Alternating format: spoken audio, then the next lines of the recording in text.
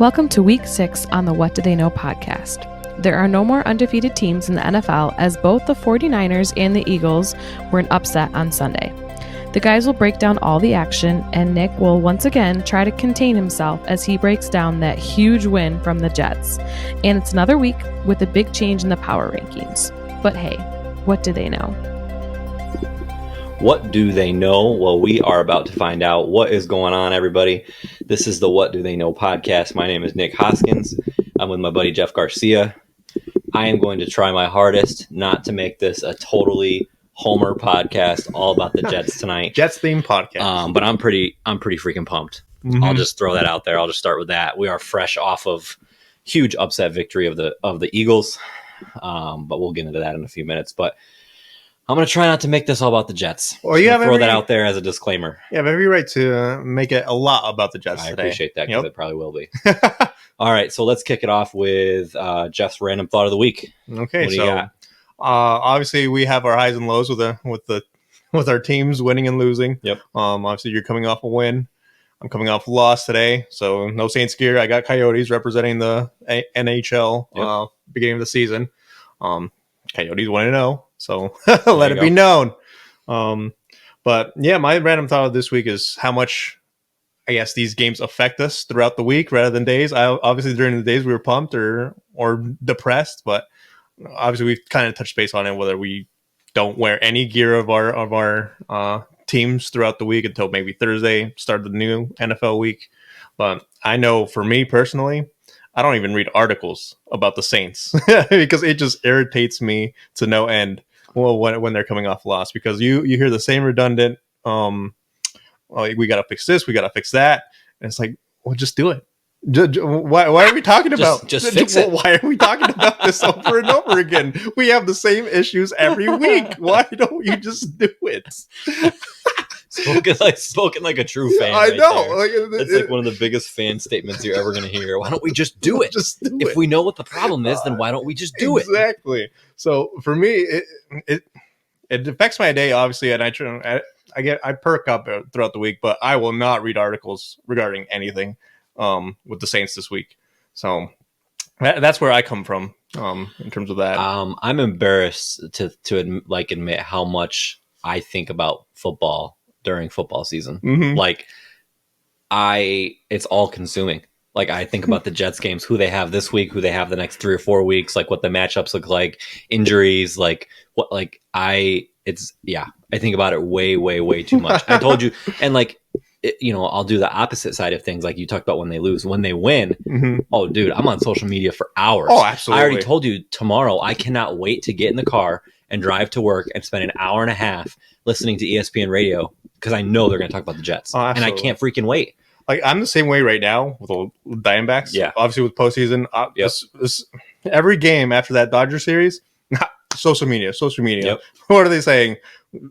I agree with that 100%. You spend a lot more time online after a win for sure, because you want to see all the doubters. Yep. All the people who stood by you saying yes they were going to win or whatever.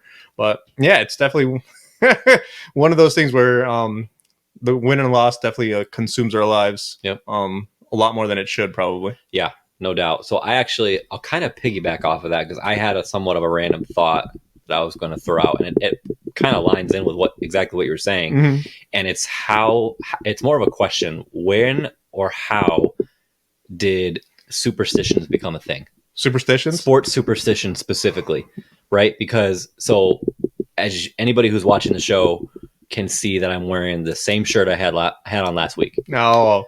And so I am not ashamed to admit that I'm extremely superstitious with what fan gear I wear. Mm-hmm. Like, for example, I wore this shirt last week. They won, Mm-hmm. right? I wore a jersey to church this morning. I wore my Quinn Williams jersey, and I had it on this afternoon. We got home, and I'm like, what am I doing? Like, I can't wear this. Like, they Right. won last week, so I had to throw this shirt on. Right. And guess what? I'm going to be wearing this shirt in 2 weeks when the Jets play after their bye week. Yeah. Because does it have an impact on the game? No. Absolutely zero. But I feel like I let my team down if I wear something different and they lose. Last year, if you remember correctly, the Jets went on like a 5-game winning streak in the middle of the season. Mm-hmm. I made my wife and my daughter where the exact same thing Everybody's for going five through Sundays in a row, or however many wins they had in a row, we all wore the same stuff. And then as soon as they lost, cool, we got to shake it up. We got to wear something different, Right. like whatever. But like, where did those things come from? Like, who was the first person that said, "Hey, they won because I wore this 2 weeks in a row"? Right. Or you know what I mean? Like, I don't know. That's curious to me. Yeah, you're coming from a fan point of view, right? Or are you talking about also like teams, like the players? Well, I mean, that's a whole other thing. Yeah, Because the I think the players- players are even worse than we are. Oh, absolutely. You always hear about that, and especially in baseball. Yep. Yep. Taking the same routes to the stadium Oh, and yeah. all that stuff. I'm sure it extends into the NFL with some of these players. But for me, I don't go that far. Yeah. But because it's just one of those things where I don't want to get to the point where I'm frustrated with the game, and then all of a sudden I'm tearing off my jersey, and I'm like, get out of here! What are you doing? So for me, I try to be as calm and collected as possible. Try to be as comfortable as I can while I'm watching the game. And yeah, superstitions for me, I don't buy into it so much. Yeah. But I can't fault the people who do. And it's so funny because like I can sit here and say that it's stupid. You know what I mean? Like it has no impact on the game, Right. but I'm going to continue to do it because I can't help myself. It's a karma thing. Yeah. Maybe you just think the football gods like you wearing this shirt on Sundays. Well, I'm wearing this shirt on Sundays. I hear you. Awesome. I think those are two really good thoughts to kick us off this week. So we are going to jump into our top stories, and Jeff, I'm going to go first. Go ahead. All right. Go absolutely. Hear My you first one. And that is the New York Jets. All right, people. Can we just talk about how dominant their defense was today? Mm-hmm. Think about this for a second. I told you this before the show. Mm-hmm. When they've played Josh Allen, Patrick Mahomes, and Jalen Hurts, Mm-hmm. they have caused 9 interceptions. Three interceptions for Josh Allen, Mm-hmm. 4 interceptions for Jalen Hurts, and 2 for Patrick Mahomes. A total of 9 interceptions between the 3 of them. Yeah, those are the 3 kind of premier quarterbacks of the league right now. Yep. And so, I mean, the Jets defense they won that game single-handedly. Like they carried them. Zach Wilson didn't play poorly, right? We talked about him just being average. He did what he needed to do. He did what he needed to do. He didn't make the mistake that cost them. Right. And he kind of they just treaded water until the defense made that huge interception at the end of the game. Right. And when you think about it, my dad was here watching the game with us. He pointed out, he made a really good point. He said the only team that they've like got blown out by where it wasn't even a close game was the Cowboys. Right. They beat the Bills. They got blown out to the Cowboys. They lost a horrible game to the Patriots. It was rainy. It was like, one possession game. Sluggish. They, took it down to the last 2 or 3 minutes against the Chiefs. Mhm. They beat the Broncos. They beat the Eagles. So now they're 3-3. They go into their bye week. They have the Giants after their bye. You could argue that should be a win. Right. And then they have the Chargers and the Raiders. Okay. Those are 3 winnable games, in my Absolutely. opinion. So I am stoked with where they're at right now. I would have taken, so for their first 6 games, when you really think about it, Bills, Cowboys, Patriots, Chiefs, Right. Broncos, Eagles. Right. I would have taken 3-3 with Aaron Rodgers, much less 3-3 with Zach Wilson. Right. So I'm over the moon with where they're at right now. So I'm pumped. Yeah, personally, one thing you left out is they didn't have their top 2 corners today. That's very true. DJ Reed and Sauce Gardner. So that goes even more impressive against Jalen Hurts. Yeah, and, I mean, in the Eagles defense, The guys that they had guarding AJ Brown and Devontae Smith, Mhm. you've never heard of them. Nobody Right. has. I've never heard of them. Right. The guy that made the huge pick in the 4th quarter, Mhm. I couldn't tell you who he was. Like, I love him. Right. Love him. But- give me that man's jersey. But I mean, he's not a prominent name by any means. Like Right. it's a great point that you just made because Mhm. they won that game. They were down a lot of guys. Yep. A lot of and guys. that goes down to coaching and Yep. scheme and the defensive coordinator, Robert Saleh, and then whoever, I forget his name, your defensive coordinator, Oh, Jeff Ulbrich. Jeff Olberg. Yeah. Yes. So, I mean, it goes to give credit to those guys. I know sometimes, like, say last year, where the Bills were injury plagued last year. Yep. And still, they fielded an elite defense, even though their safeties kept getting injured and all that stuff. So you got to give credit to the coaches when the credit is due. And this is one of those instances where you just shut down one of the top 5 offenses in the NFL, especially with AJ Brown, Devontae Smith, Goddard at tight end position, and then Swift at the running back position. So it's definitely impressive to see the numbers. And honestly, Zach Wilson, you can see improvement week by week. 100%. So honestly, I'd give it a wash though, those first few weeks where they ended up with the L's, because they didn't anticipate to be in that position where Zach Wilson got thrusted into that role again prematurely. So obviously they've adjusted and they've learned from their mistakes, and I think Zach Wilson now knows more of what he is. Yep. And I think the offensive coordinator knows what he is Right. also. Hackett. He knows how to call the game for him. Right. Because he knows what his strengths are. He knows what he's comfortable with. Right. He's talked about it. He said, the Chiefs game, he felt like it was the first time that a coach trusted him, or he trusted a coach to put him in the best spot. Right. And you could see it's carried over since then. Yeah. Yeah. It's a bunch of confidence level growing week by week. So as long as he doesn't turn the ball over and make that critical mistake down at the end, I guess kind of like how he did in the Chiefs game where he fumbled the ball. Yep. Obviously he took accountability that time. Yeah. And he hasn't looked back since then. So Yep. kudos to them. Yeah. So I'm ecstatic. I'm mentally exhausted because that game took a lot out of me. Right. I was jumping up and down like a little 4-year-old boy. But I'm pumped. So, I was here to witness that. Yeah. Yeah. And so was my Nest camera at home. I have a camera that captured that. My next story is the Jags. Jacksonville Jaguars, they started out, though they were one of the teams that we were surprised with in not a good way. Right. The first couple weeks, they've won 3 in a row. They won both games in London, and then they beat the Colts today. Granted, they were shorthanded. Colts were shorthanded. Right. But the Jags are 4-2 with at least 2 divisional wins, because they've beaten the Colts twice now.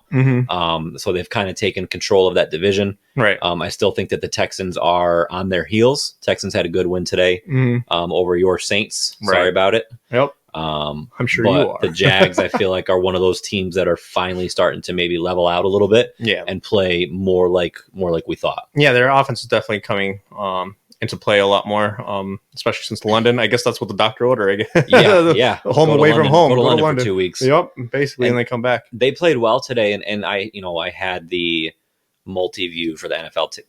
Timeout. That's the greatest thing in the whole world. I've been meaning to talk about it for like 6, since the beginning of the season. The 4 games at once on the Sunday ticket is like, what a throw! The great. Was that a catch? Well, I feel like it was. Yep, I calling it a catch. What a throw! That was a phenomenal Tyrod Taylor on the run just chucked it probably 40 yards downfield, and I don't know who the heck that is that just Number made a 13 for the Giants. 1, 2. Yeah, Absolutely. Hyatt. I don't know who that is. Yeah. But the NFL ticket multi-view where you can watch 4 games at once is like, flag. Flag. So Bummer. do it again. It's the greatest thing ever. Right. And so I say all that to say I had the Jags on one of the 4 games today. So I watched a little bit of it. I didn't see Calvin Ridley hardly at all. And I don't know what his stats ended up being today. But I saw a lot of Christian Kirk, a lot of Evan Ingram. But I did not see that number 0 up on the screen a lot today. So they played well. They got the W without having a really big game from their number 1 wide receiver. Right. Yeah, and I have to wonder how many coaches are coming in trying to take away Calvin Ridley.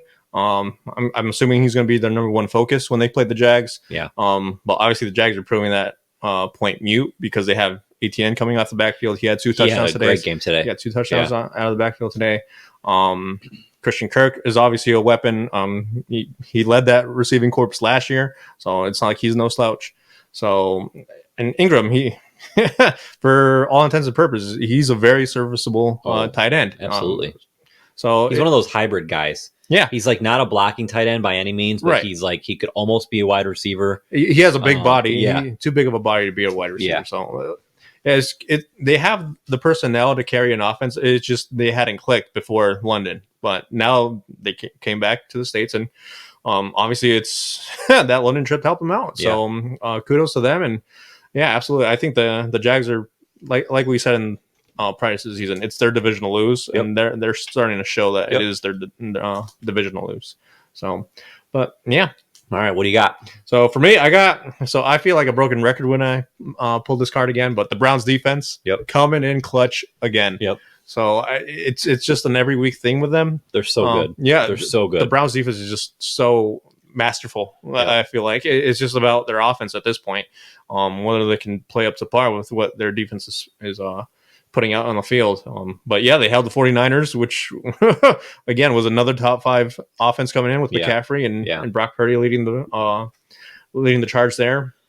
But now the 49er fan is going to hear this and say, well, McCaffrey went out, Debo went out, whatever. Right. But I don't want to hear that because the Browns have proven that it wasn't just an aberration. It wasn't just because of injuries. They are a phenomenal defense. Mm-hmm. They had Bryce Purdy basically came back down to earth for the first time. Yeah, he played very pedestrian. Yeah, he did. Yep. George Kittle, non-factor. Mm-hmm. Brandon Ayuk, for the most part, non-factor. Right. So the weapons that they did have, Cleveland shut them down. Mm-hmm. And so the injuries, like, yeah, you could say, did that impact them a little bit? Did it change the game plan? Sure. Right, of course. But the Browns defense is legit. Yeah, even if they had McCaffrey and Debo Samuel for the entirety of the game, maybe they would have pulled out that win, but it still held them down to around 20 points. That's an impressive feat for a 49ers team that's been scoring probably 30 plus for a majority of the season. So that's a very good Cleveland Browns defense that they're hoisting over there with Jim Schwartz. If Deshaun Watson can get healthy, if he can come back from that shoulder injury, they're scary. Oh, absolutely. You were on them at the beginning of the season. Yep. I was not. Yep. And so they look like they are going to be a scary team because Amari Cooper's putting up numbers with whoever's back there at quarterback. Yep, PJ Walker. PJ Walker was there today. He didn't play great, but he didn't play poorly. No, not as much as that and other backup. Cooper still, the guy last week. I don't even know who that was. He doesn't even deserve his name recognized. He was so terrible. But Cooper still put up 100 yards today. Mm-hmm. He's shown that when Watson is there, that they have a really big connection. Mm-hmm. And so I think that Cleveland can be a very scary team when Deshaun Watson comes back. Right. Yep. And I mean, this is all the cards align. I almost wanted to put them in my top 5 today. The Cleveland? I thought that you're becoming a buyer now. A little premature. Ooh, yeah. Yeah, for now. Yeah. But come Deshaun Watson time to see how he recovers from that injury. If he starts showing that progress that he was showing weeks of 3-4 before his injury, then yeah, they'll definitely be the team to beat in the AFC North. Yep. Even with the Ravens up there, and the Steelers kind of at a flukish 3-2. Oh, no doubt. Yeah. In my opinion, but they're on bye this week, so we'll give them a pass this week. But and then my second top story is the Bengals being back at 500. Yep. So good teams find ways to win. I mean, I don't know where to go with this because it's like they won ugly today, 17-13 against the Seahawks. I mean, but that's at the end of the day, the Seahawks are still a very good team. They are a good team. So to pull out that win, even in ugly fashion, it shows that they're still a good team. And like I said, good teams find ways to win. And so I'm wondering if they're starting to turn that corner. Where they're going to start. Has said that he's starting to get close to 100%. 100%. So that makes sense. That I mean, they will only go as far as Joe Burrow goes. Right. I mean, that defense, I wouldn't expect them to lock down week to week basis. No. So it's going to definitely be a lot more reliant on Joe Burrow and Jamar Chase. Honestly, what I've seen now, before Joe Burrow used to spread the ball a lot more. And to Chase, Higgins, and Boyd, those were the top 3. Now it's just Chase. I agree. Like there's something going on with that offense. I'm not sure if it has to do with the injury, where he's just not comfortable trying to pivot and looking for his second or third option on each play, and he's just looking at Jamar Chase's way the entire time.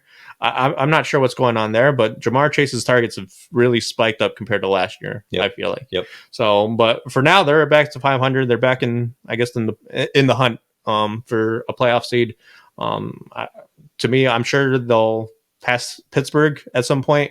So they're going to definitely be in a 3-way battle with Baltimore and Cleveland for that division. Yep. Yeah, they're interesting. We'll see what happens there. So we'll jump into our prisoner of the moment segment, our potential overreactions for the week. Mm-hmm. You want to start? Or you want me? I'll go first. I'll go first because I like this first one. Okay. So my first one is Eric Bieniemy is going to keep the Chiefs from another Super Bowl this year. And what I mean by that is Eric Bieniemy. So for those who may not know, he was a former offensive coordinator for Kansas City for the last, at least 5 years, since before Mahomes was there. Right. And he was one of those. He's the guy that has interviewed for head coaching jobs countless times, never gets it. And he has always, when people talk about the Chiefs offense, they say it's Andy Reid because he's the one that calls the plays. And Bieniemy, I feel like, never really got his credit. Yeah, and I'll be the first to admit that I wasn't sold on him. I didn't know what was going on there, how much of an impact he had. Right. I feel like it's fair to say that it's showing now. The Chiefs did not look like themselves on Thursday. They haven't looked like themselves all season. Right. The only time you could say that maybe they did was against the Bears, and we all know that the Bears are not a good team. Right. They scored 18 points, 19 points this week. 18. Yep. Against the Broncos defense, who's given up 30 or 40 points, gave up 70 to Miami. Yep. So for them to only put up that amount of points, He missed that. this field goal for the Bills, still 3-0 in the second quarter. Look at that. I feel like, and on the other side of that, when you look at what Washington is doing, they won today. Mhm. I feel like you could argue that no team is doing more with less on the offensive side of the ball. They have Sam Howell, rookie quarterback. I mean, they got Terry McLaurin. They have pieces, but I mean, we talked about it at length at the beginning of the season. Like, stay away from Washington from fantasy football perspective. Right. You couldn't trust anybody. I had no expectations for them at all this season. Right. And so I think that it's kind of showing on both aspects, like what Kansas City is lacking and now what he's giving to Washington from that offensive mind standpoint. Right. Yeah. And whenever you have an offensive coordinator with an offensive minded head coach, you always worry because first thing I think of is Sean Payne, Pete Carmichael, and now you see the Saints with their struggles offensively, especially in the red zone with Pete Carmichael leading that charge. But I feel like Bieniemy has always been more, I guess, out there and getting more of his due from the players, whereas Pete Carmichael never did really get his just due from the players. You would always read interviews and nobody would really vouch for Pete Carmichael, but you would read about Patrick Mahomes and that whole KC offense, and they'd always be supportive of Bieniemy. So I think there's a definitely, I guess, foundation for Bieniemy being as successful as he has been since leaving Kansas City. And I mean, kudos to him because he gambled on himself. Yeah. To go to Washington to take the same position. Yeah. 100%. And it's paying off for him. It is. I know Washington's offense is kind of hit or miss sometimes, but at the same time, like you said, it's a rookie quarterback. You're going to have a hit or miss week every now and again. But yeah, KC, for all their troubles, they just don't look right. Their offense looks clunky. It looks very Travis Kelce focused. Their wide receivers are very not reliable. And I mean, Mahomes has thrown more interceptions than I can ever remember. Mm-hmm. He threw 2 against Denver. He threw 2 against the Jets. Mm-hmm. I mean, I think he threw 1. He threw a pick 6 against Detroit. Did he? I mean, that was a deflection. So whatever, take that as it comes. But I feel I don't remember him ever throwing this many picks in seasons in the past. Mm-hmm. Yeah, I think it just goes to show that there's just not much, I guess, reliability or confidence or faith with the receiving corps there. I know Tony got a touchdown on Thursday night, but Kelce had 9 receptions on 9 targets for 100 plus yards. Yeah. So that's where Mahomes is, I guess, arm is going to go to all his passes. But I mean, the only thing that's saving them, in my opinion, is Pacheco. Agreed. He's kind of coming into his own over there, and it's giving them a running game that they kind of haven't had for a very long time. I feel like he's a skinny Marshawn Lynch. Skinny Marshawn Lynch. Like when you think about their style, like he's just a thrasher. Mm-hmm. He doesn't go down the first tackle. You can never get the guy down. He's like an Energizer bunny. Mm-hmm. That's who he reminds me just of. Keeps going. Yeah. Yep. Yeah. I mean, I agree with that. Obviously, he's running away with that running back position over Edwards-Helaire and anybody else who's over there. But big time. Yeah, but even with the emergence of Pacheco, I feel like that offense still needs a lot more to improve in order to really be a contender in the AFC. So is that an overreaction? I would say no. Good. The enemy, right. Yeah. I'm on board with that. I don't think it is either yet. Yep. DeMeco Ryans should be the coach of the year so far in the NFL. Ooh, D'Amico Ryans. We kind of briefly talked about it, right? Texans are 3-3. Mm-hmm. They just had a nice win over the Saints today. Mm-hmm. Held them to 13 points. When you talk about the Texans before the season, I think their over under of wins was like 4.5. Yeah, probably. And so they're almost there already, right? Yeah. At week 6. Yeah, And so they are 100% overperforming. absolutely. And I mean, D'Amico Ryans is he's very similar when you compare coaching styles to like Robert Saleh, very expressive on the sidelines, like a player's coach. People love to play for him. And I feel like in this day and age, like that style where you show emotion, you go to bat for your guys. I feel like that goes a long way with the players. And I'm shocked that they're 3-3 right now. Yeah. For all intents and purposes, CJ Stroud has really outperformed what any of us would have expected out of a rookie quarterback. So whether I don't know who's to credit for his development, but Right. whoever that is, whether it's the offensive coordinator, quarterbacks coach, or all of them, they're doing a phenomenal job with CJ Stroud right now. D'Amico Ryans as head coach, he's really cementing himself as one of the premier up and coming coaches, especially first year coaches. As for being the leader and for coach of the year, I think that I'll call that an overreaction for now, because I think Dan Campbell should be That's a good one. the leading candidate for now. It's a really good one. Yeah, Detroit's been they're 5-1, and that franchise has been in misery for a very long time. So to have that franchise where it is now in Detroit, I would probably give it to Dan Campbell right now. Okay. That's a good one. I'm good with that. Perfect. All right. What do you got for me? So today I saw the Titans at Ravens game. Yep. Ryan Tannehill got injured. Yep. They brought in Malik Willis. Yep. And he did not impress me. Okay. So for now, I said my overreaction was Titans need to start Will Levis instead of Malik Willis. I know they touted Malik last year. They gave him a little try. He did not impress anybody last year. This year, today, let me read you just that. He went 4 for 5 for 74 yards and 3 rushes for 17 yards. That sounds good off the page, right? Right. But they got into the end zone or to the red zone. Yep. And he took basically like 3 sacks in a row. At that point, I know that comes with experience. Yep.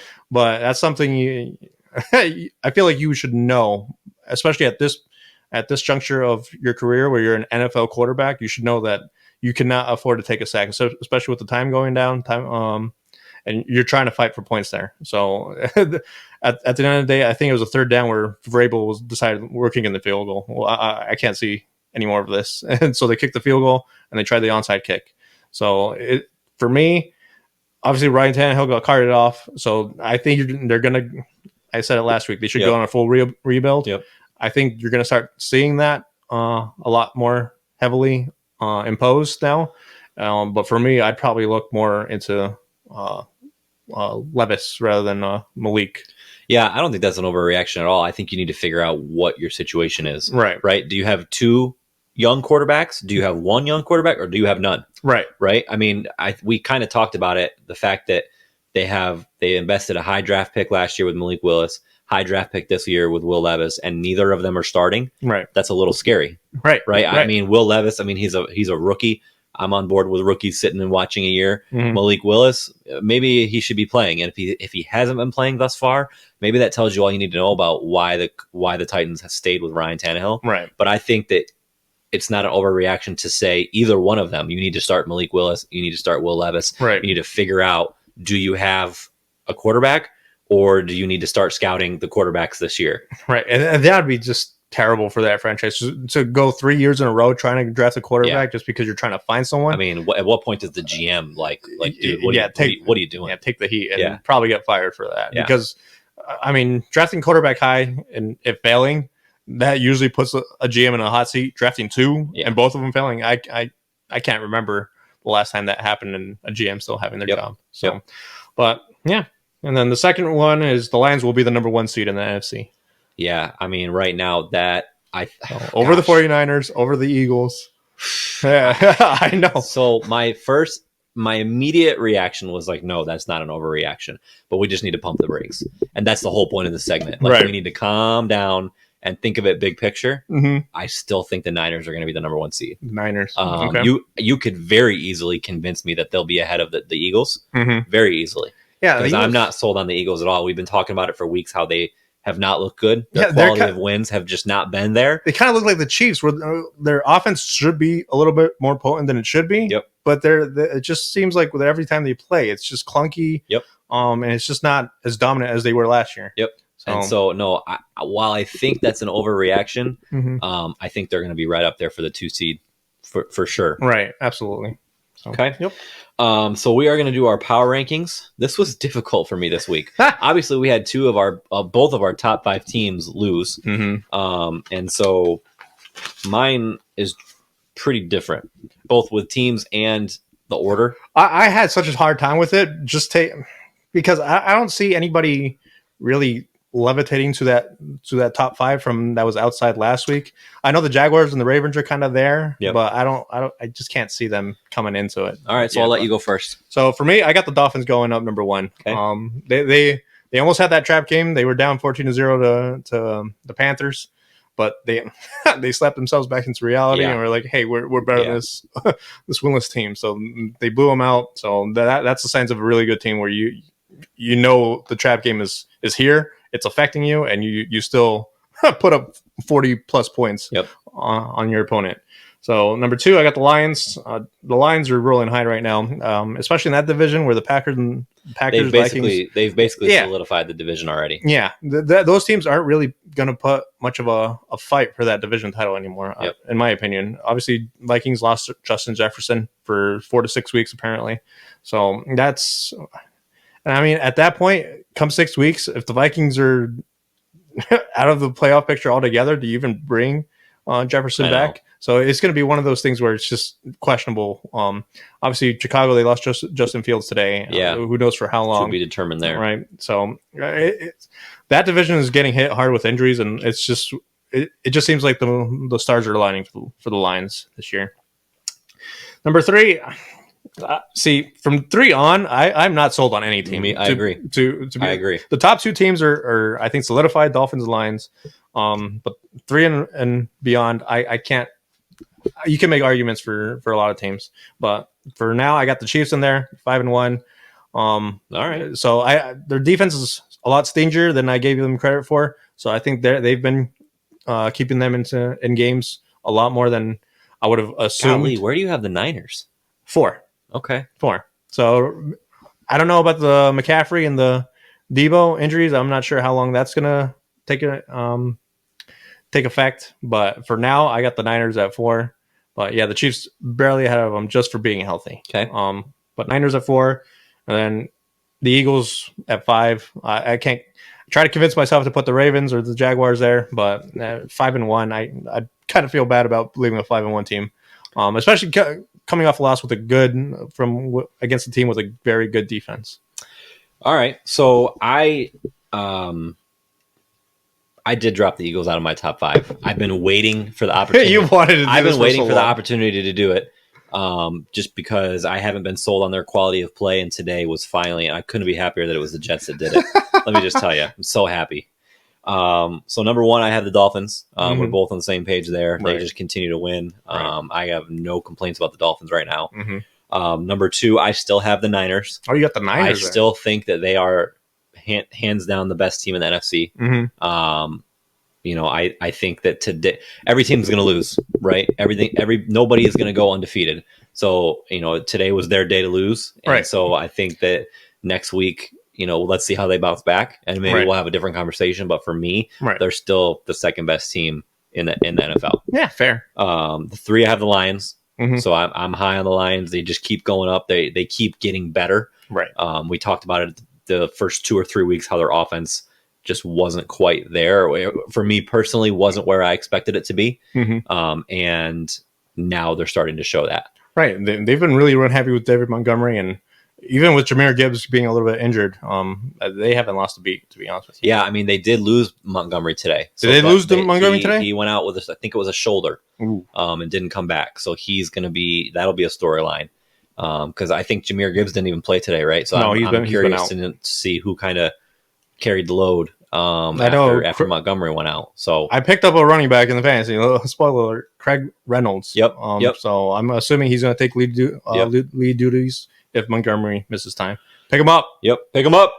So we got the Lions at 3. So I put the Chiefs at 4. Okay. And I kind of feel about them like you did with the Eagles. Mm-hmm. Like, I don't believe they're the 4th best team. Right. But I can't justify putting anybody else there right now. Mm-hmm. And so, I mean, they're 5-1. They're number 1. They're the Chiefs. I feel like they're getting put there solely because of who they are. Right. Not because of their quality of play. The Taylor Swift effect. I am super curious. Now they dominate the AFC West every single year. Right. I'm super curious to see how they do next week against the Chargers. Right. They have a big one coming up against the Chargers. That'll be a really good game. I think that could be the game where we start maybe questioning, hey, what's wrong with the Chiefs? Mm-hmm. And then number 5, I put the Jags.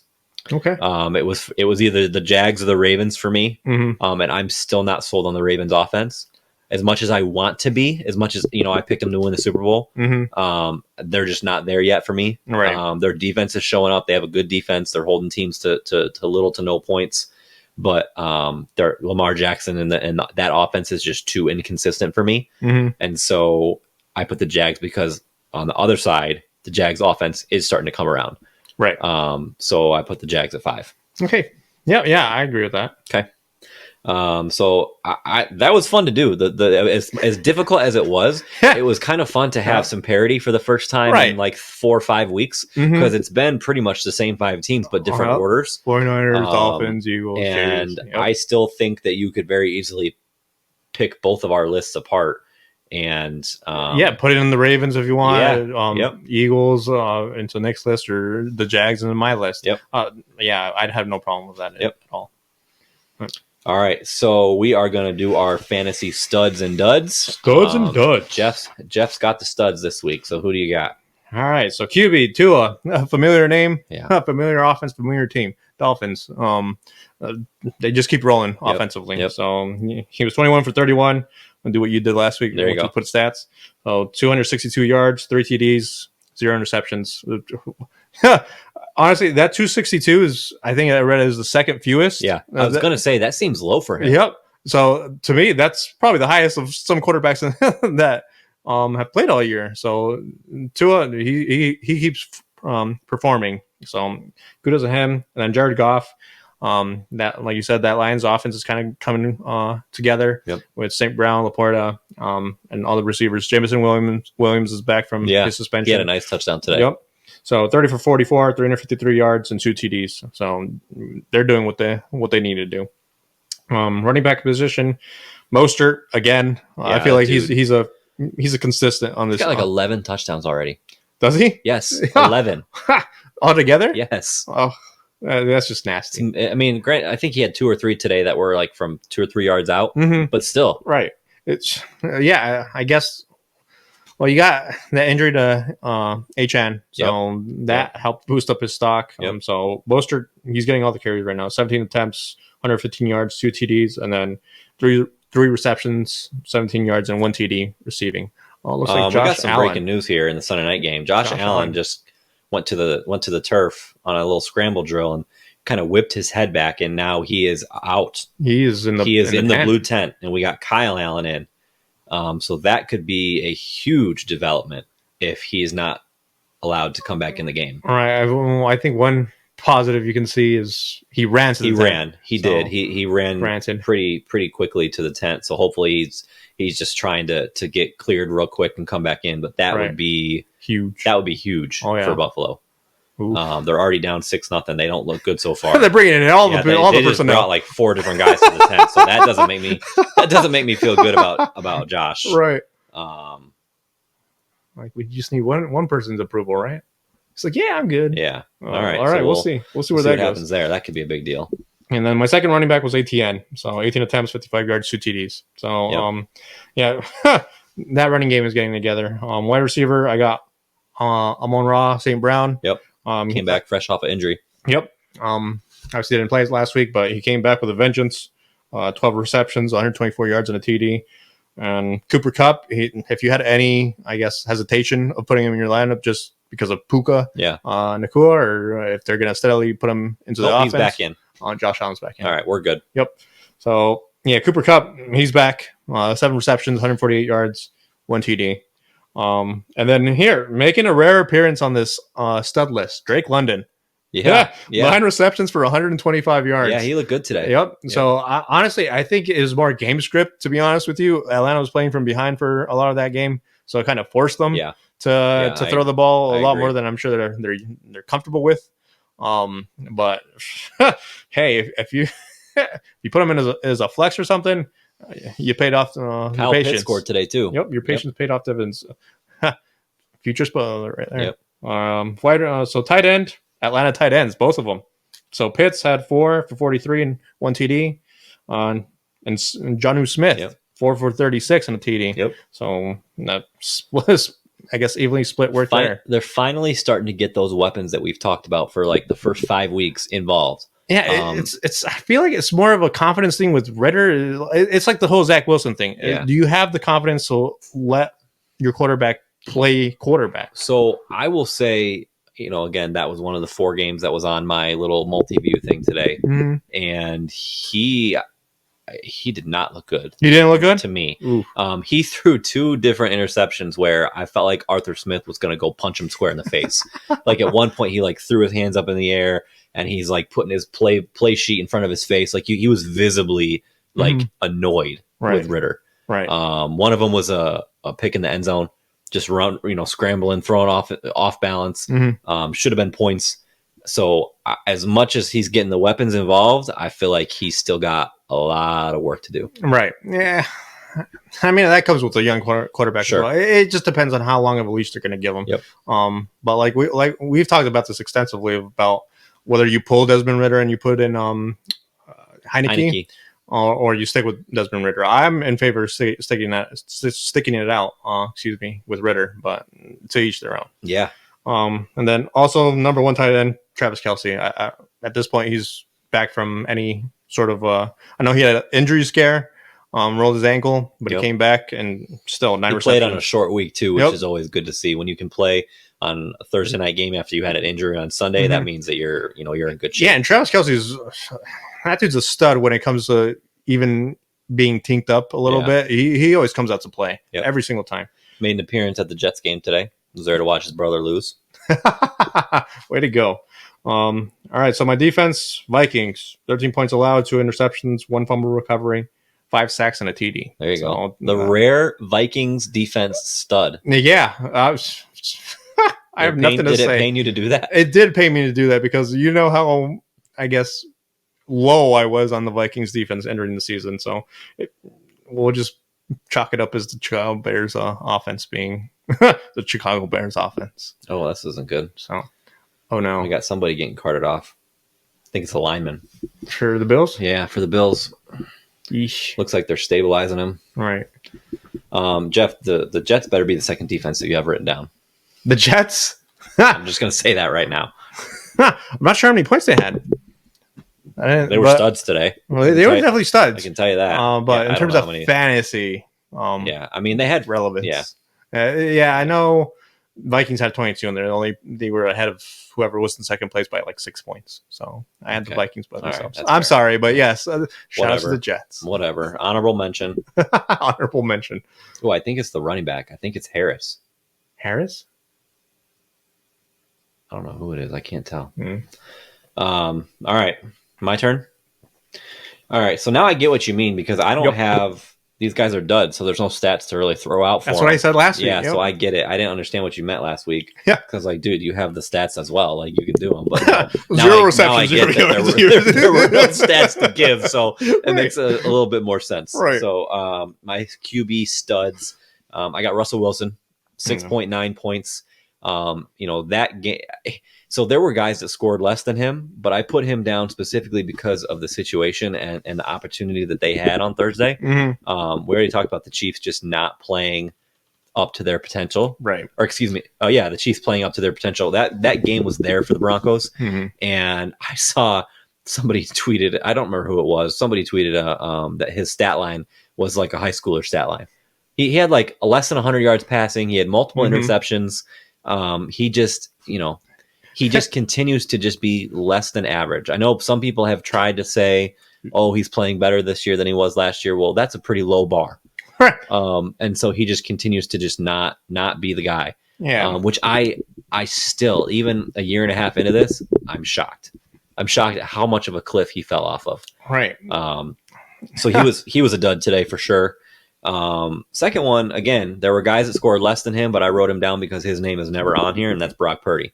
Mhm. 7.7 fantasy points. Right.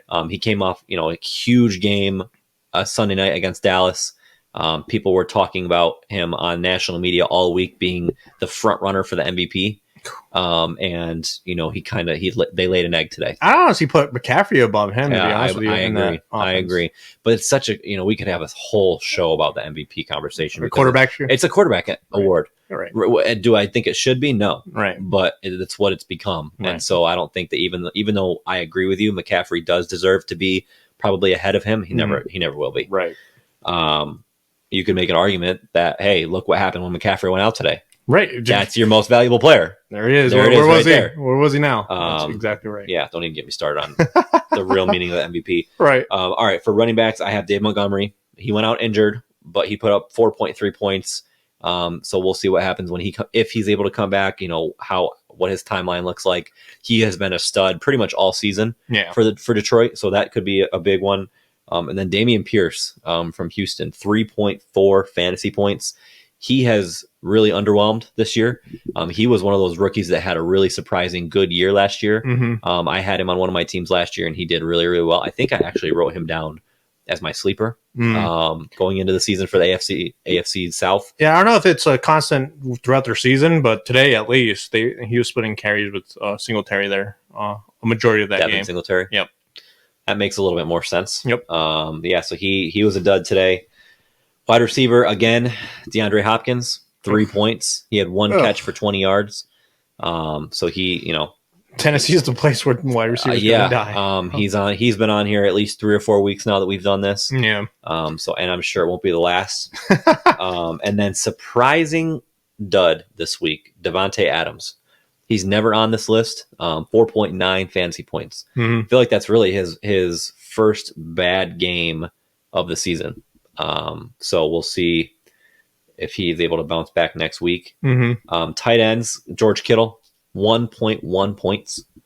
So that's especially coming off a 3 touchdown game. Exactly. Yeah.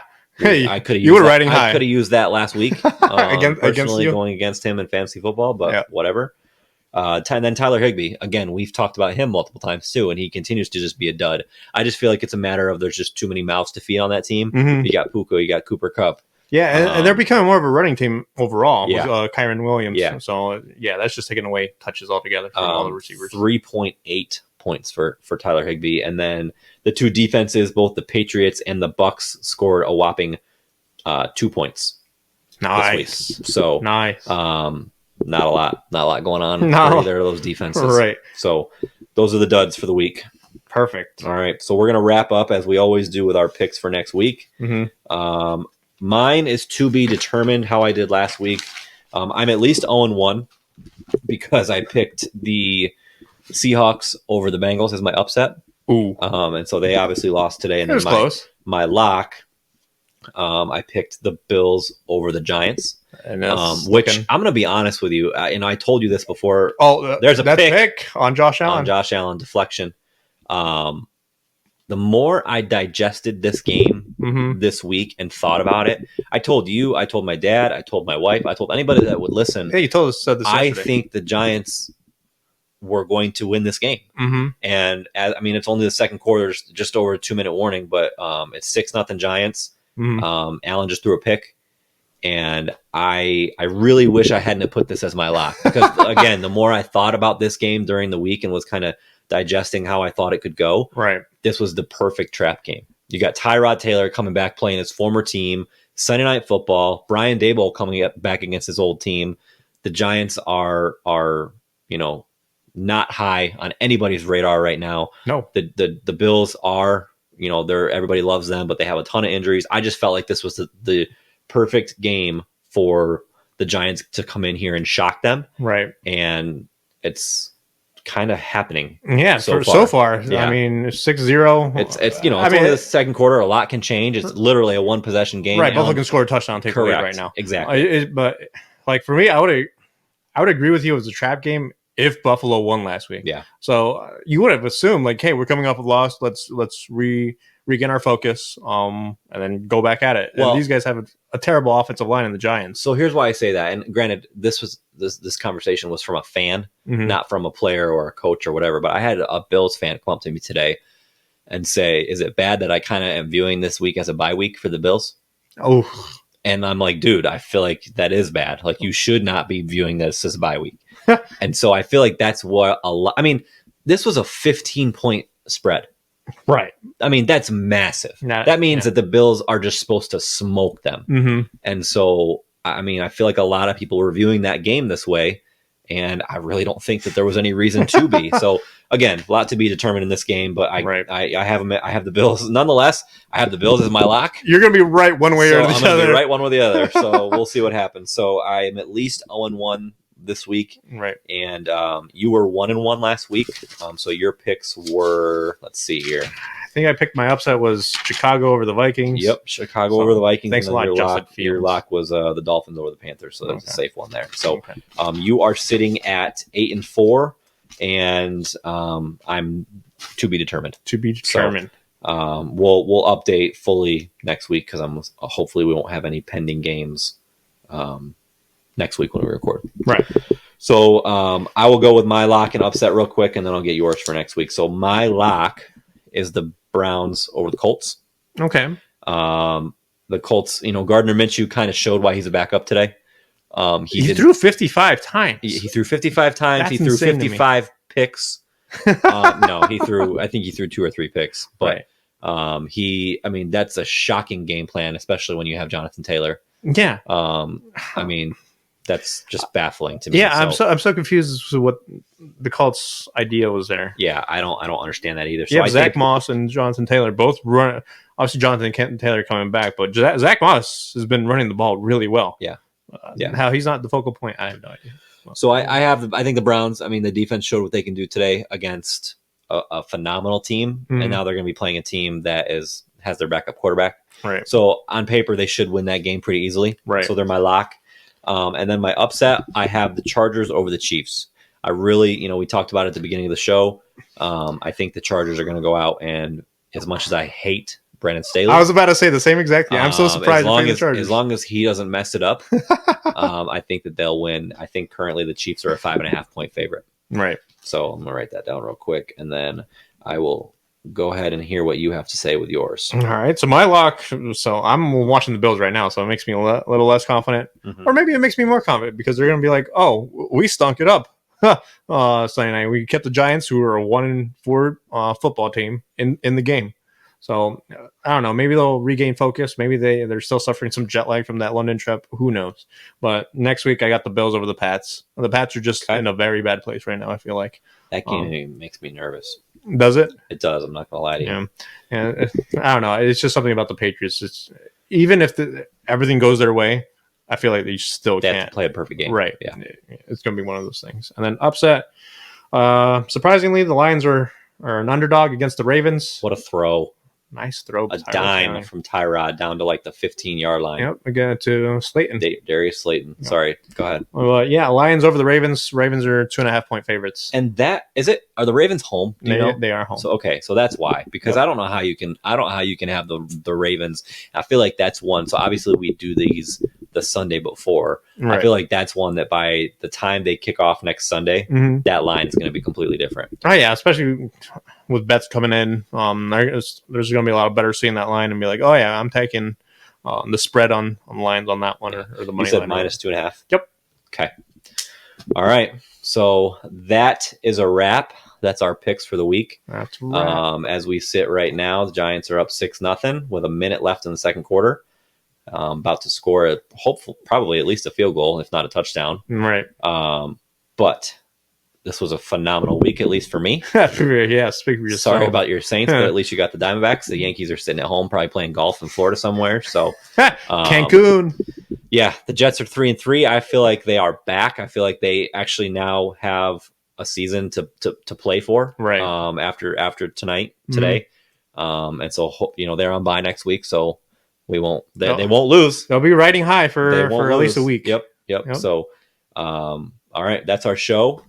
Thank you guys for tuning in, and we will catch you next week. See you next week. Come on.